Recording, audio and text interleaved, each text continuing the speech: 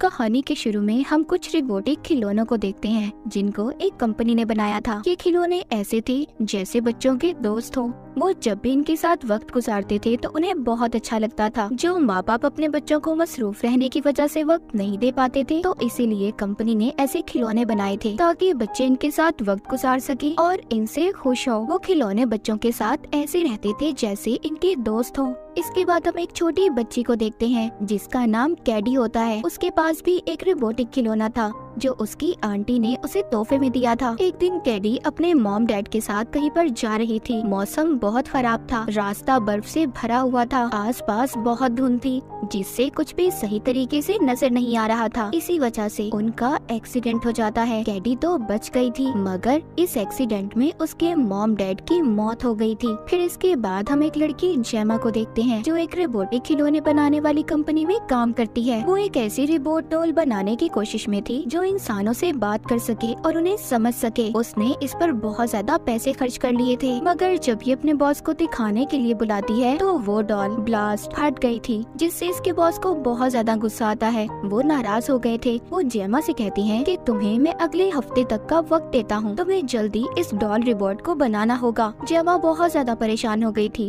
क्योंकि उसे जल्दी एक डॉल रोबोट खिलौने को तैयार करना था। जेमा अभी इसी परेशानी में थी तभी उसे हॉस्पिटल से फोन आता है। यहाँ पर हमें पता चलता है कि जेमा कैडी की आंटी थी। इसको जब एक्सीडेंट का पता चलता है तो ये फौरन हॉस्पिटल पहुँचती है। कैडी का इस दुनिया में जेमा के अलावा कोई भी नहीं था, इसीलिए कैडी की कस्टडी जेमा को दे दी गई थी। इसका मतलब ये था कि आज के बाद कैडी जेमा के साथ ही रहेगी। पर अब जेमा के पास भी कोई और रास्ता नहीं था, इसीलिए वो कैडी को अपने घर ले आई थी जहाँ पर वो अकेली रहा करती थी। वहीं पर जेमा की एक नेबर पड़ोसन भी रहा करती थी जिसका डॉग बार बार जेमा के घर आ जाया करता था, तो वो अपने डॉग को वापस भेजने का जेमा को बोल रही थी। रात को कैडी को जेमा जब सोने का बोलती है तो कैडी कहती है कि मुझे कहानी सुननी है जो मेरी मॉम रात को मुझे हर रोज सुनाया करती थी। तो जेमा इसको अपने मोबाइल से कहानी सुनाती है और सोने का कहती है, जिसके बाद वो अपनी दोस्त को फोन करके कहती है कि मैं नहीं जानती कि मैं कैडी का ख्याल रख पाऊंगी भी या नहीं, और हमने रोबोट डॉल को भी तैयार करना है। तभी उसके घर पर एक डॉक्टर आती है जो कि ये चेक करने आई थी कि कैसे रह रही है। वो डॉक्टर कहती है अगर तुम ठीक तरह से कैडी का ख्याल रखने के लिए तैयार हो तो ठीक है, वरना कैडी को उसके दादा दादी भी रखने के लिए तैयार हैं। जिसके बाद वो डॉक्टर तो चली गई थी। फिर रात को जेमा दोबारा से अपनी रोबोट डॉल पर काम करना शुरू करती है। तभी उसके पास कैडी आती है जो वहीं पर पड़े बहुत बड़े से रोबोट को देखकर पूछती है, क्या आपने इसे बनाया है? जेमा बताती है कि इसे तो मैंने तब बनाया था जब मैं कॉलेज में थी। कैडी कहती है कि अगर मेरे पास भी ऐसा कोई रोबोट टॉय खिलौना हो तो फिर मुझे किसी और खिलौने की जरूरत नहीं होगी। अब जेमा को आइडिया आता है, जो रोबोट डॉल को वो बना रही है उसके अंदर ऐसी फंक्शंस को डालेगी जिसको बच्चे अपना दोस्त समझेंगे और उसके साथ खेल भी सकेंगे। वो सोचती है कि अगर उसने उस डॉल को बना लिया तो उससे उसका वक्त भी बच जाएगा और फिर ज्यादा उसे कैडी का ख्याल भी नहीं रखना पड़ेगा। अब वो अपने लैब में जाती है,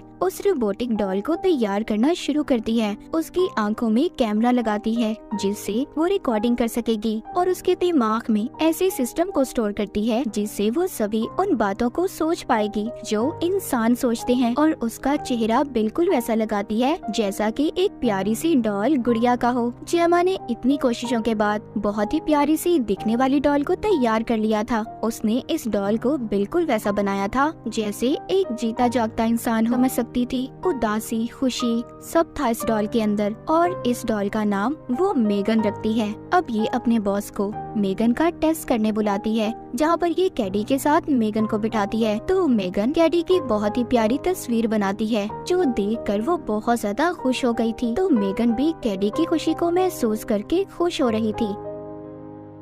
बॉस जब जेमा की ये महारत देखता है तो बहुत खुश होता है और कहता है हम जल्दी इस डॉल को मार्केट में लाएंगे। अब खैर जेमा मेगन और कैडी दोनों को लेकर घर आ गई थी। कैडी मेगन की कंपनी को बहुत एंजॉय कर रही थी। वो उसे सारी बातें सिखाती है जो पेरेंट्स माँ बाप अपने बच्चों को सिखाते हैं। जेमा भी खुश थी और कैडी भी। जेमा जब मेगन को दोबारा से लैब में टेस्टिंग के लिए लेकर जाती है तो वहाँ पर इसकी दोस्त जो इसके साथ काम करती थी इससे कहती है कि क्या फायदा ऐसे खिलौने बनाने का जो काम बच्चों के साथ माँ बाप के करने का होता है। वो ये खिलौने करेंगी और तुम खुद कैडी को वक्त देने की बजाय इस खिलौने, इस डॉल को उसके साथ रखोगी। जेमा कहती है कि कैडी इसके साथ रहकर अपने माँ बाप की मौत के सदमे से बाहर आ रही है। मेगन वहाँ पर मौत की बात सुन लेती है और उसको अपने दिमाग में फिट कर लेती है। वो सोचती है अच्छा, हर इंसान को एक ना एक दिन मरना है। पर जेमा जब यहाँ पर ये बात करती है कि मेगन का टास्क कैडी को संभालना है, उसका ख्याल रखना है, तो ये बात भी मेगन अपने दिमाग में फिट कर लेती है। अगले दिन से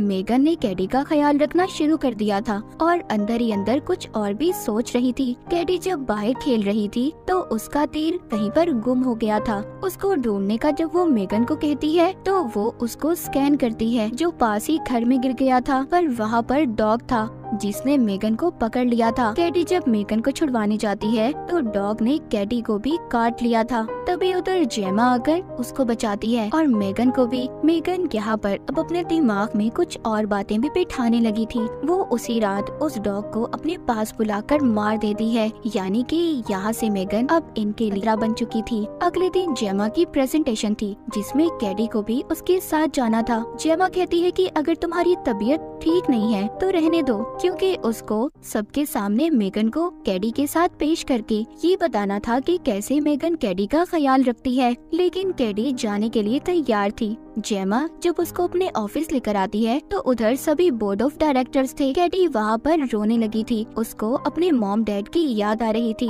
जब मेगन उसको रोता हुआ देखती है तो उसके पास आती है और उसको ऐसे चुप करवाती है जैसे उसकी बड़ी बहन हो। वहाँ पर मौजूद जो लोग मेगन को देख रहे थे वो काफी खुश होते हैं और जेमा को आगे भी कॉन्ट्रैक्ट देने का कहते हैं। तभी हम देखते हैं कि एक आदमी जेमा के लैपटॉप से उसके प्रोग्राम को चुरा लेता है, जो ये दूसरी कंपनी को बेचने वाला था। अगली सुबह जेमा कैडी के साथ थी। वो उससे बात करने की कोशिश कर रही थी पर कैडी तो मेगन के साथ ही मसरूफ थी। फिर थोड़ी देर बाद डॉक्टर आती है जो कैडी को चेक करने आई थी। वो वहाँ पर जब उसके मॉम डैड के बारे में बात करती है तो वो थोड़ा सा उदास हो गई थी। वो रोने लगी थी। तभी ये देखकर मेगन डॉक्टर के पास आकर कहती है तुम्हें कैडी को रुलाना नहीं चाहिए था। ये सुनकर डॉक्टर तो जैसे डर सी गई थी। उसे समझ आ गई थी कि इस डॉल रिपोर्ट के अंदर क्या चल रहा है। डॉक्टर जब जेमा से बात करती है तो वो बताती है कैडी को मेगन ने बहुत संभाला है, वो अब ठीक हो रही है। डॉक्टर कहती है वो बात तो ठीक है पर कैडी को किसी वो जुड़ी भी है तो किसके साथ? एक डॉल, एक खिलौने के साथ जो एक ना एक दिन खत्म हो जाएगी। यहाँ पर तुम गलत हो। फिर रात को जेमा कैडी से उसके स्कूल के बारे में पूछती है। कैडी कहती है कि मैं स्कूल जाऊंगी पर मेगन को साथ लेकर, जिस पर जेमा जब नहीं मानती तो कैडी की उसके साथ बहस होने लगती है। तभी अचानक से मेगन जेमा पर चिल्लाती है और लाइट्स भी अचानक से बंद होकर एकदम जल जाती हैं। जेमा जब यहाँ पर मेगन को ऑफ बंद होने का बोलती है तो वो बंद नहीं हो रही थी। जेमा भी मेगन के बारे में सोचने लगी थी। अगली सुबह जेमा जब कैडी को स्कूल छोड़ने आती है तो उसके साथ मेगन भी थी। अब ये उसको साथ ले आई थी पर मेगन को खिलौनों वाले टेबल पर रख दिया जाता है जहाँ पर सभी खिलौने थे। यहीं पर स्कूल में एक लड़का जो बहुत बदतमीज था, टीचर उसके साथ कैडी को जंगल में भेज देती है ताकि ये लोग जाकर कुछ फ्रूट्स ला सके। पर जब ये जंगल में जाते हैं तो वहाँ पर वो लड़का कैडी को तंग कर रहा था। लेकिन तभी वहाँ पर ना जाने मेगन खुद से चल कर आ गई थी। वो लड़का जब मेगन को देखता है तो उसके साथ भी मस्ती करने लगता है। मेगन के अंदर ऐसा प्रोग्राम था जिसको वो नहीं जानती थी। वो उसके सामने नहीं बोलती थी, वो चुपचाप खड़ी रहती थी। वो लड़का मेगन को उठाकर भाग जाता है। कैडी आवाज लगा रही थी, मेगन। वो उसको नीचे गिराकर तोड़ने वाला था। मेगन उस लड़के के कान पकड़ लेती है और कहती है तुम बहुत ही बदतमीज लड़के हो, तुम्हें तमीज सिखानी पड़ेगी। मेगन उसका एक कान खींचकर अलग कर देती है और फिर ऐसे उठती है जैसे कोई भूत हो। वो लड़का जब भागने लगता है तो मेगन उसका पीछा करती है ताकि उसे मार सके, पर तभी वो लड़का खुद से नीचे गिर गया था और एक गाड़ी के नीचे आकर मारा जाता है। जेमा कैडी ले आई थी। कैडी को कहती है परेशान मत हो। तभी कैडी बताती है कि मेगन खुद से उसके पास आ गई थी। तभी इसके दरवाजे पर बेल बजती है। जब ये जाकर देखती है तो वहाँ पर एक पुलिस ऑफिसर था जो साथ रहने वाली औरत के डॉग के बारे में पूछताछ कर रहा था, जिसके बाद वो चला जाता है और हम जान पाते हैं कि मेगन ने ही उस डॉग को मारा था। पर इस बारे में किसी को भी कुछ नहीं पता था। रात को मेगन कैडी से कहती है तुम बेफिक्र रहो, तुम्हें किसी से डरने की जरूरत नहीं, मैं हर कीमत पर हर हाल में तुम्हारा साथ दूंगी। फिर ये कैडी को लोरी सुनाकर बाहर आती है और उस औरत को भी अपने पास बुलाकर बहुत ही बुरी तरह मार देती है, जो अपने डॉग को ढूंढ रही थी। अगली सुबह जब पुलिस ऑफिसर पूछताछ करने जेमा के घर आते हैं तो वो जेमा से कहते हैं, जब भी किसी की मौत हुई तब भी आपकी ये डॉल उसके पास ही थी। जब उस लड़के की मौत हुई तो ये डॉल उसके पास थी और अब इस औरत के पास। देखिए, मैं शक नहीं कर रहा, आप बस इसकी रिकॉर्डिंग को चेक कर लें। जेमा को भी इस बात पर शक हो रहा था। जब ये मेगन के अंदर की रिकॉर्डिंग्स को चेक करने लगती है तो कुछ भी नहीं मिलता। ऐसा लग रहा था कि जैसे मेगन ने खुद ही अपनी रिकॉर्डिंग्स को डिलीट कर दिया हो। तभी अचानक से किसी भूत की तरह मेगन वहाँ पर आ गई थी। जेमा उसे देखकर डर जाती है, जिसके बाद वो मेगन के बटन को बंद करती है। अपने लैब में ले आई थी क्योंकि मेगन अब उसको खतरा लग रही थी। पर उधर कैडी उससे नाराज थी कि उसने मेगन को क्यों बंद किया। जेमा अपनी कंपनी में आकर सबको मना करती है कि हमें अभी इसको लॉन्च नहीं करना चाहिए, यानी इसको सबके सामने अभी हम नहीं ला सकते। मुझे लगता है ये इंसानों के लिए खतरा है।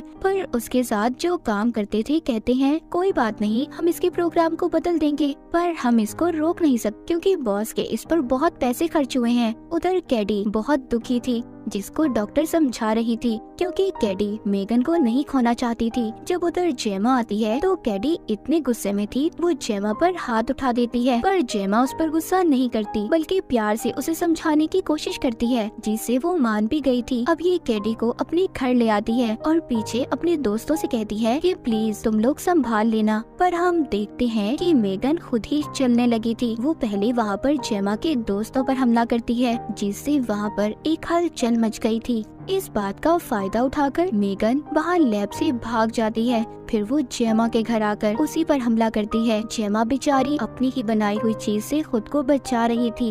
जेमा यहाँ पर मेगन पर हमला करके अपनी जान बचाने की कोशिश करती है। तभी कैडी वहाँ पर आ गई थी। वो उसी रोबोट से मेगन पर हमला करती है जो पहले जेमा ने बनाया था, मगर अभी भी वो मरी नहीं थी। वो कौन सा इंसान थी जो मर जाती। जो रोबोट पहले जेमा ने बनाया था, अब ये उसको खत्म करने के तरीके ढूंढ रही थी। वो उसके कंट्रोल बॉक्स को निकाल लेती है और आखिरकार दोनों मिलकर उसे खत्म कर देती हैं और फिर बाहर आ गई थी। तभी वहाँ पर वो पुलिस को आते हुए देखती हैं, जो जेमा के दोस्त लाए थे। पर पीछे से हम देख पाते हैं कि जैसे मेगन अभी भी जिंदा है और पीछे से कैमरे से जेमा पर नजर रख रही है। तो बाज दफा हमारी बना में खतरा भी हो सकता है। जैसे जेमा ने अपनी जिम्मेदारियों से बचने के लिए एक ऐसी रोबोट डॉल को बनाया जो इसके बदले काम करेगी, मगर वो उल्टा उसके लिए मुसीबत बन गई और दूसरे लोगों के लिए खतरा। इस कहानी में हमें ये भी बताया गया है कि आपकी बनाई गई टेक्नोलॉजीज खतरा भी हो सकती हैं, जैसे जेमा के लिए बना।